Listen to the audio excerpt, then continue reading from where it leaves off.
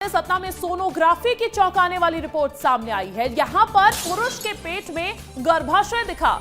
Diagnostic centre में एक बड़ी लापरवाही उजागर हुई है। पुरुष के पेट में गर्भाशय बताया गया। पैथोलॉजी लैब में भी फर्जी साइन के आरोप सामने आए हैं। सतना में डायग्नोस्टिक सेंटर और पैथोलॉजी लैब की रिपोर्ट में यह बड़ी गड़बड़ी सामने आई है, जहां पुरुष मरीज की सोनोग्राफी रिपोर्ट में गर्भाशय दिखा दिया गया, जो कि महिलाओं में होता है। और उसके अलावा पैथोलॉजी लैब में जांच रिपोर्ट में फर्जी साइन कराने के भी आरोप लगाए गए हैं। इस मामले की शिकायत सीएमएचओ से कर दी गई है, जिन्होंने जांच और दोषियों के खिलाफ कार्रवाई का आश्वासन दिया है। लेकिन अपने आप में इस तरीके की रिपोर्ट आना और इसके बाद अगर कुछ हो जाता, कुछ प्रोसीजर हो जाता, तो सोचिए एक बहुत बड़ी लापरवाही साबित हो सकती थी।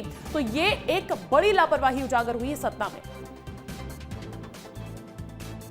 ये मामला हमको आपके माध्यम से ही संज्ञान में आया है और ऐसी कोई रिपोर्ट जारी हुई है, पता चला, मीडिया से ही पता चला है कि इसमें मेल पर्सन की रिपोर्ट है और उसमें इस तरह की कोई फाइंडिंग लिखी हुई है।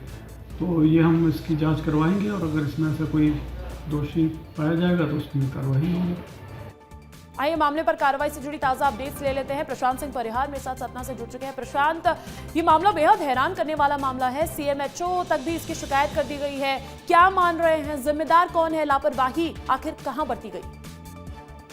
अंजलि, मैं आपको बता दूं, सतना जिले में लगातार ऐसी घटनाएं हो रही हैं। देखिए, पहले जिला अस्पताल में ये घटना आई कि जहां HIV ब्लड चढ़ा दिया गया, जहां दूसरी ओर अभी दूसरी घटना सामने आ गई है कि डायग्नोस्टिक सेंटर में पुरुष की सोनोग्राफी की जाती है, लेकिन जो रिपोर्ट आती है, महिला की रिपोर्ट आती है और उसमें लिखा रहता है कि पुरुष के एक यूट्रस है, यूट्रस में पानी है।